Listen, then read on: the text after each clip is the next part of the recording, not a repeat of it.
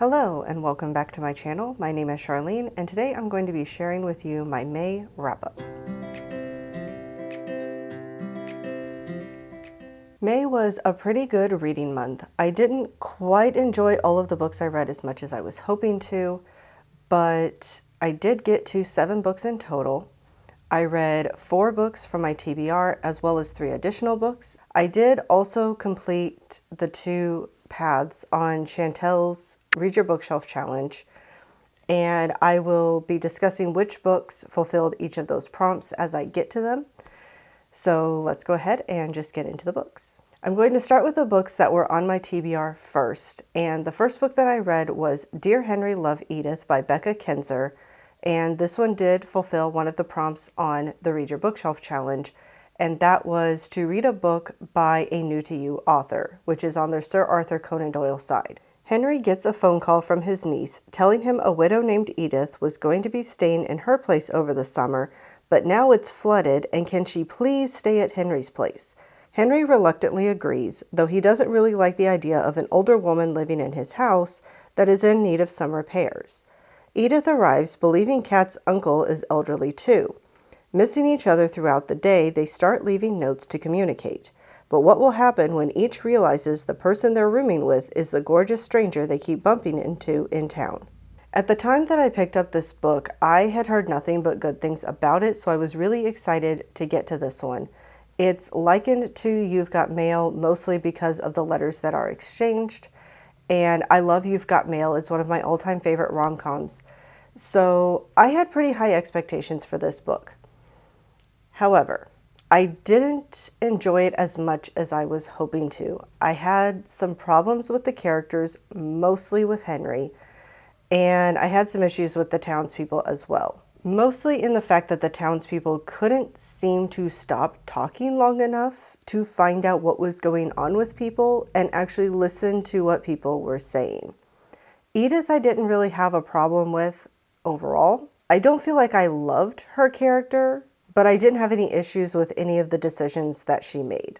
And I had enough thoughts on this book that I will actually be having a spoilery review coming out on my channel later this month, so keep your eyes out for that if you want to hear more of my thoughts on this book. Overall, I would say the book was just okay.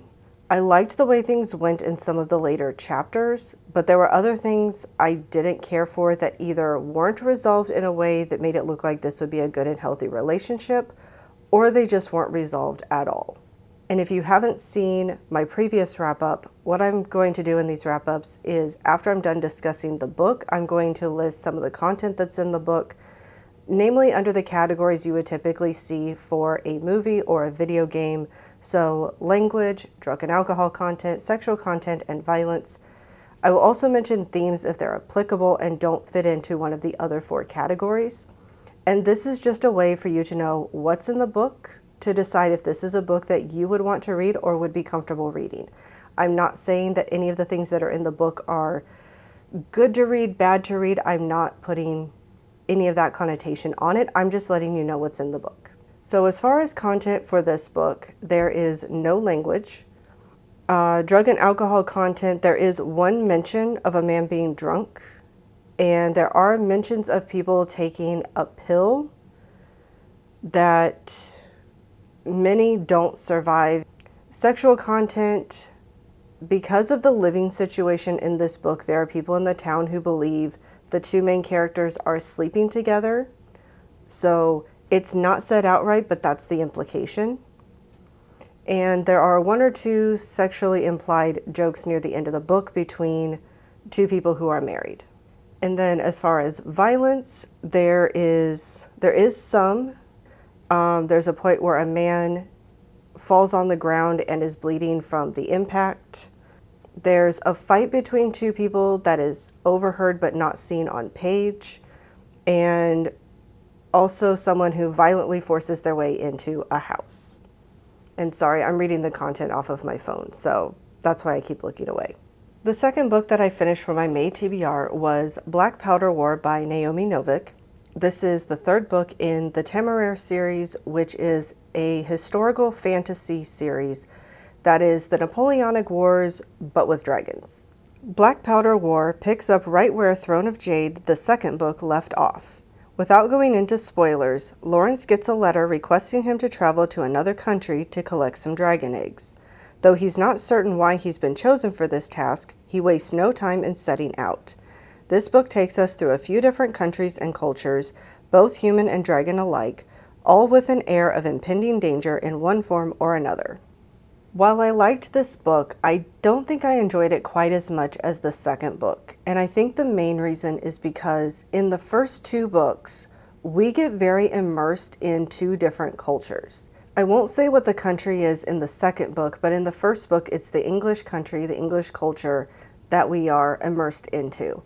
And in this book, we visit at least 3 different countries and see 3 or 4 different cultures. Again, both human and dragon cultures alike. And while it's interesting to see all of that, we don't get the full immersion into one culture to see how everything plays out, to see how all the intricacies of the culture that we get in the first 2 books. So it was nice to get to see some more countries, but I think I would have enjoyed it more if we spent more time in each of those countries. Overall, it felt like this book was kind of a bridge between books 2 and 4. I don't know what the plot is of book 4, so I can't say that for sure. But it felt like the characters are in one place at the end of book 2, and we need to get them back to another place for book 4. So we're going to show some cultures along the way, but we're not going to spend a lot of time there because we need to get to the setting of book 4. That was kind of how it felt. And don't get me wrong, I did enjoy this book and I'm really enjoying this series. I just feel like the first 2 books were a little bit stronger than this one was. If this was essentially my first introduction to the series and this was how the books were usually done, I don't think I would have had a problem with it. It's just that I got a little bit different experience in the first 2 books and I liked that a little bit better. And because of this taking place during the Napoleonic Wars and everything else that was going on in the world at the time, there's always the potential for battles or skirmishes, so it does keep you on your toes throughout. So as far as the content for this book, language-wise, there is some. It's mostly D words throughout, 1 F word and maybe a few A words. For drug and alcohol, there is 1 mention of giving some people and a dragon some laudanum, and some mentions of people drinking and being drunk. As far as the laudanum, keeping in mind that at this time, people viewed this as something more for medicinal purposes. So it wasn't necessarily viewed completely in the same context that it is today, but it is mentioned that it's being used.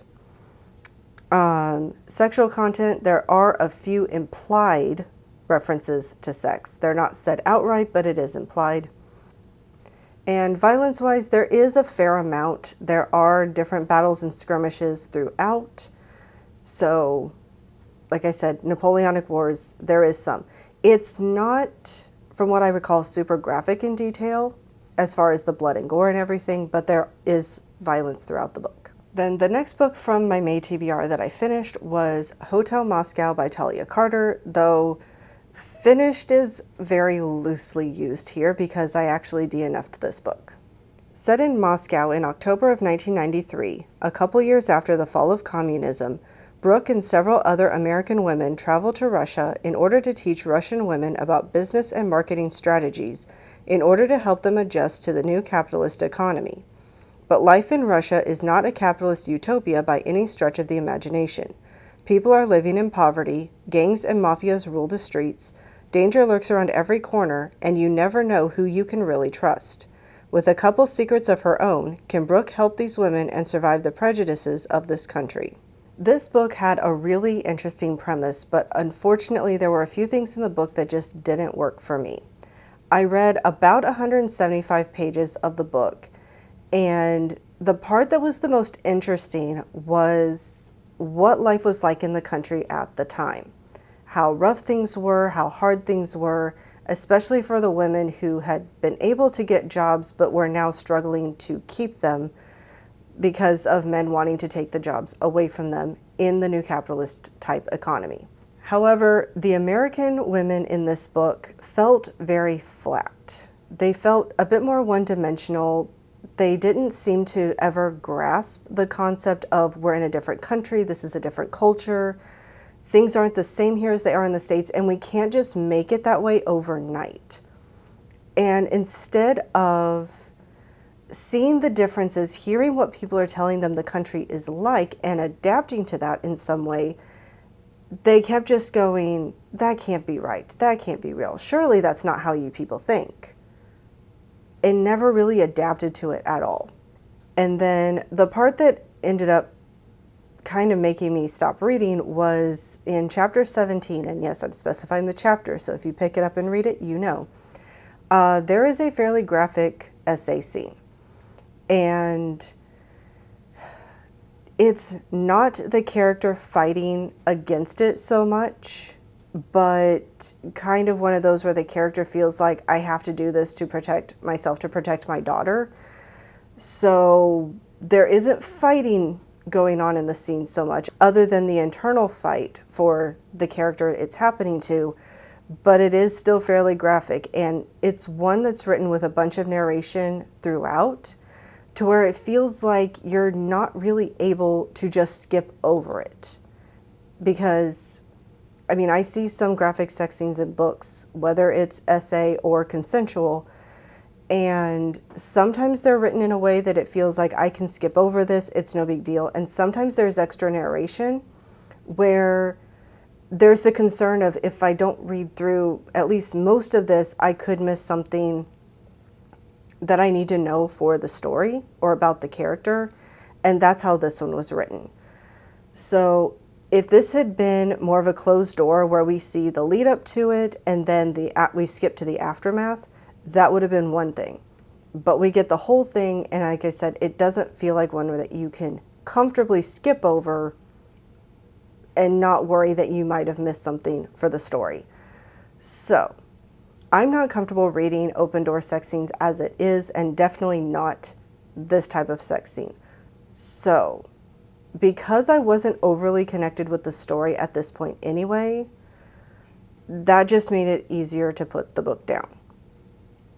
Also, I forgot to mention, there is a romance that comes up in the story, and it feels like it comes out of the blue and doesn't fit with the rest of the story. It very much feels forced. So there were just things in this book that weren't working for me, and not knowing what kind of content I was going to get in the rest of the book, I decided it was probably best if I just put the book down. And then as far as the other content in this book, language-wise, there are several words both in English and in Russian, and if you go to the back of the book, some of them just say that it's a Russian swear word, and some of them actually give the direct translation. For drugs and alcohol, there are mentions of men being drunk, though it's not seen on page. Sexual content, there is quite a bit. There is a mention of a girl being sexually assaulted and her sister having to see it because she's hiding. There's many mentions of men leering at women. Obviously, the essay scene I already talked about. And there is a scene where a girl talks about she's going to become, I think they just call it a call girl in this one, but they might call it prostitution. I don't remember. Violence-wise, there's a lot. Like almost every chapter, there's something. There's a lot of mafia and gang attacks, people being beat up, equipment and goods being destroyed. A woman is beaten up and burned with an iron. The girl who is sexually assaulted is also beaten up and killed. A man is held up with a gun or a knife, I don't remember which now, and threatened. So there's a lot in the 175 pages I read in this book, which was not even the halfway point. And then themes, there's also just this general feeling of unease and not knowing who you can trust. And the last book on my May TBR that I finished was my favorite book of the month, and that was The Frugal Wizard's Handbook by Brandon Sanderson. And this one also completed one of the prompts for Chantel's Read Your Bookshelf Challenge, and that was the Ella Montgomery side, to read a book by your favorite author. A man wakes up in the middle of a field, surrounded by a circle of burned grass and a scattering of charred pages, with no memory of anything. He doesn't know who he is, where he is, or why he's there, and he really doesn't know why he's dressed like a cosplayer, or why he knows what that is. As our John Doe tries to piece together who he is and how he got where he is, he meets a variety of characters who seem to both meet and not meet his expectations of people from, well, the distant past. Did he time travel? If so, how? And what in the world is an Aleph? This book was a lot of fun. I know when this book came out last year, it seemed to be a lot of people's least favorite of the Secret Project books, but I just had a good time reading this. It very much feels like the type of book where Brandon Sanderson was like, I have an idea for a story, and now I have extra time to write it, so I'm just going to write it for fun. And then it did end up getting published as well. But I don't know, it was kind of nice getting a book that wasn't so dense, didn't have so many characters and so much going on, and just felt lighthearted and fun. So I actually really enjoyed this one. Also throughout the book, he includes excerpts from the Frugal Wizard's Handbook, which is the charred pages the character discovered. And there's also cartoons along the bottom edge. I don't call them cartoons, I don't know what else to call them. That show us this character called Mervyn. We don't actually get his name in the book, but Dragon Steel is selling plushies of him, so I know that's what his name is. And Mervyn's story is his own story. It has nothing to do with what's going on in the book. It's just a cute little cartoon comic sketch. So I really enjoyed all of it. Like I said, I thought this was a lot of fun. If you like Brandon Sanderson and you want something lighter, I would recommend checking it out.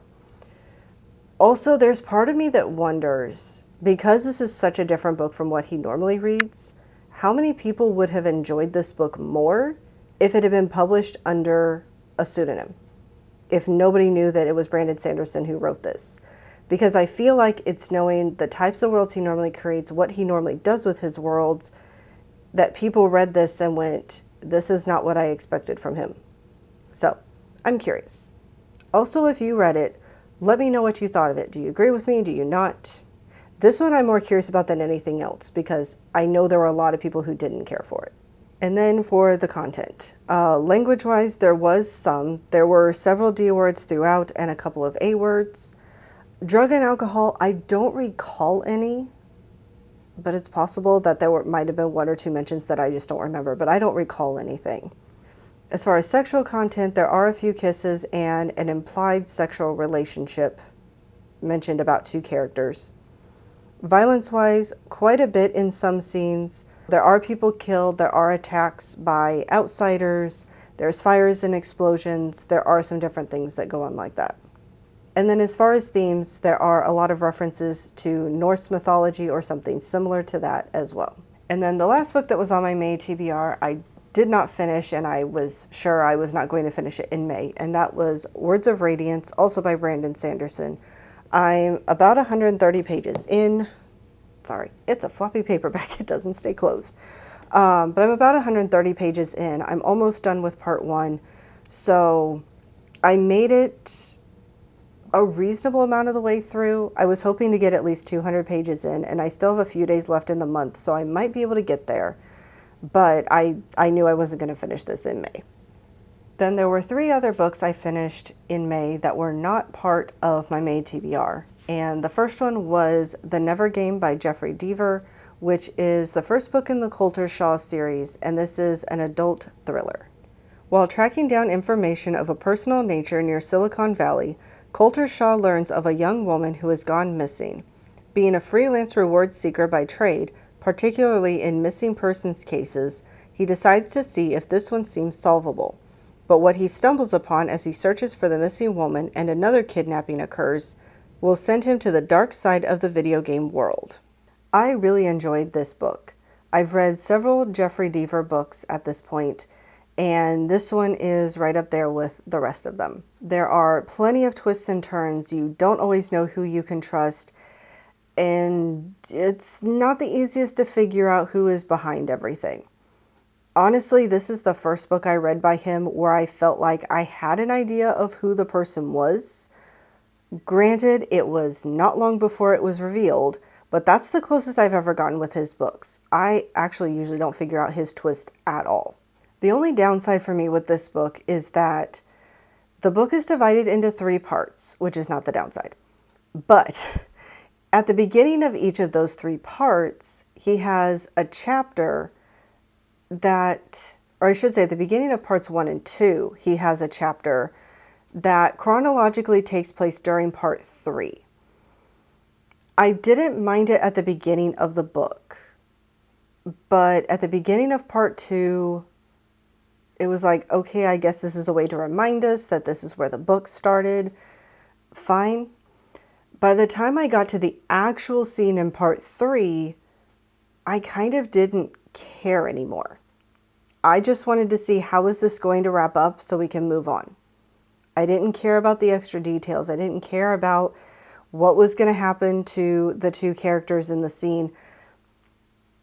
It didn't matter at that point. I'd started reading about it, stopped reading about it, started reading about it, stopped reading about it, and just did not care anymore.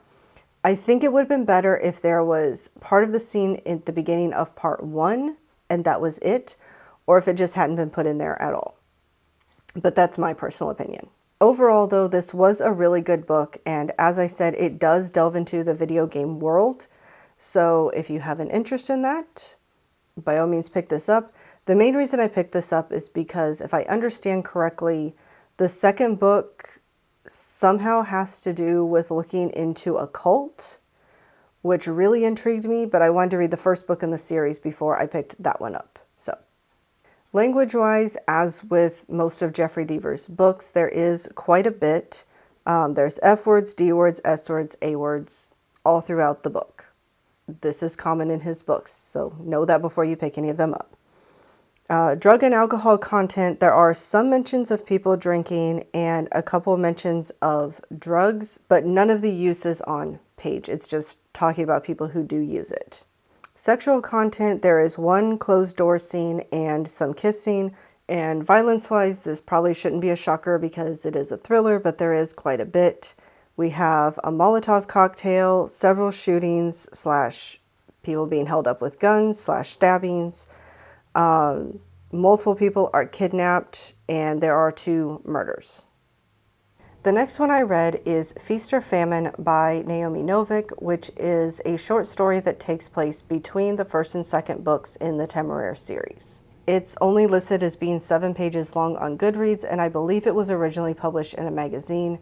And if I can find the link that I used to read the story, I will link it down in the description below so you can check it out yourself. Temeraire wakes up one morning and no one is there to bring him breakfast. He travels to the cow pen, but no one is there to open the gates and bring out the cows. What's a dragon to do when he's hungry and those who are supposed to see he gets fed are still sound asleep? There's nothing overly important in this short story as far as the rest of the series.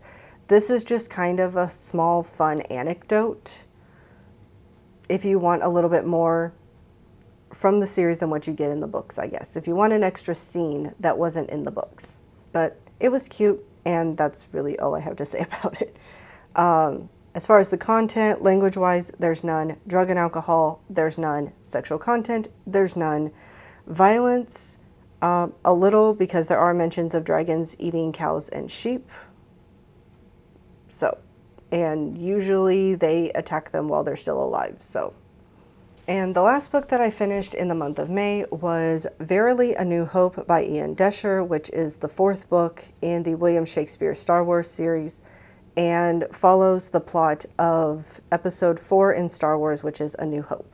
A long time ago, in a galaxy far, far away, a play opens with a spaceship gliding across the stage. Following the story of Star Wars A New Hope, but written in play format and in a language similar to that of William Shakespeare, this play will offer insight into the characters' thoughts, point out ideas you may not have considered before, and even poke fun at some changes in its source material. The Force, may it be with thee. This one was a reread for me. I read this several years ago, but my brother was reading it, and as he was talking about it, I realized there's a lot that I don't remember that was specific to this book, so I decided to pick it up and reread it so we could actually talk about it. I don't want to talk about this book too much because it really is the entirety of episode 4 in play format. So if you've seen the movie, you already know the plot of this. If you haven't seen the movie, I recommend you do so before you pick this up, because part of the fun of these books is that they give you character thoughts, what characters might have actually been thinking, which can lend some depth to the characters. They point out connections you may or may not have made with the movie. It sometimes pokes fun at things from the movie. And if you haven't watched it, you're not going to get a lot of the jokes that are in here. So I would recommend that you watch the equivalent movie before you pick up the books. But if you have watched the movies and you enjoyed the movies, and especially if you enjoy William Shakespeare, or if you can at least read William Shakespeare well enough, or his type of writing well enough to find and enjoy the humor, then I would recommend picking this one up.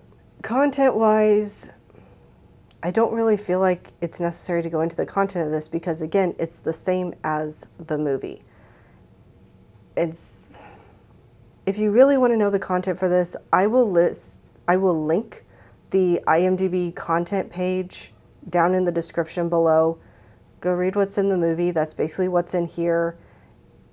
It might not be described like it is in the movie, but that's the content that's in here. That will be the easier way to do that. So those are all of the books that I read in the month of May. If you read any of the books that I talked about today, let me know down in the comments below what you thought about them. Whether you liked them, didn't like them, doesn't matter to me. Let's just talk about the books. Also, let me know if there are any books that you especially liked that you read in the month of May as well, that you would recommend. And as always, I hope you have a wonderful day, and I'll see you later.